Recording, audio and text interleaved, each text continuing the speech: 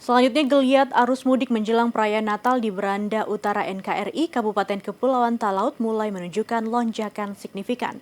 Ratusan warga Kepulauan Nanusa terpantau memadati dermaga untuk pulang kampung dengan membawa stok bahan pokok.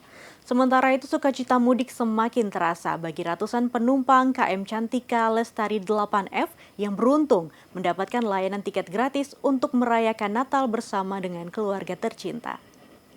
Suasana di Pelabuhan Lirung dan Melongwane mulai tumpah ruah oleh para pemudik. Dengan menggunakan KM Sabuk Nusantara 70, ratusan warga Kepulauan Nanusa tampak memadati dek kapal. Mereka bukan hanya membawa kerinduan untuk pulang kampung, tetapi juga tumpukan barang belanjaan berupa pasokan kebutuhan pokok untuk perayaan Natal dan Tahun Baru.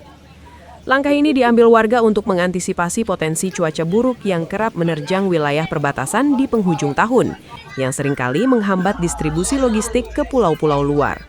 Kapal Sabuk 69 untuk aktivitas masyarakat Miangas sedang mengadakan bongkar muat mengenai masalah barang sembako untuk mengantisipasi bulan ini dan awal tahun Miangas semuanya dalam keadaan aman.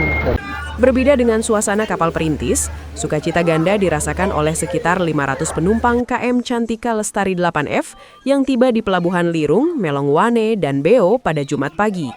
Ratusan warga ini memanfaatkan layanan pulang kampung gratis rute Manado Talaut yang disediakan oleh PT Pelayaran Dharma Indah. Gratis dari PT Dharma Indah, KM Cantika Lestari 8F ini berlaku mudik, jadi dari Manado ke Talaut. Manado ke Talaut di 3 pelabuhan, Lirung, Melongwane, dan Beo. Harapan kami untuk kedepannya semoga kami bisa dapat lagi tiket gratis untuk balik lagi ke Manado, mungkin hadiah tahun baru. Layanan tiket gratis ini diketahui hanya berlaku untuk 1 kali keberangkatan dari Manado menuju Talaut. Kini, warga berharap program serupa dapat kembali dilaksanakan pada arus balik di bulan Januari 2026 mendatang. Alfred Tumanung melaporkan untuk Kawanwa TV.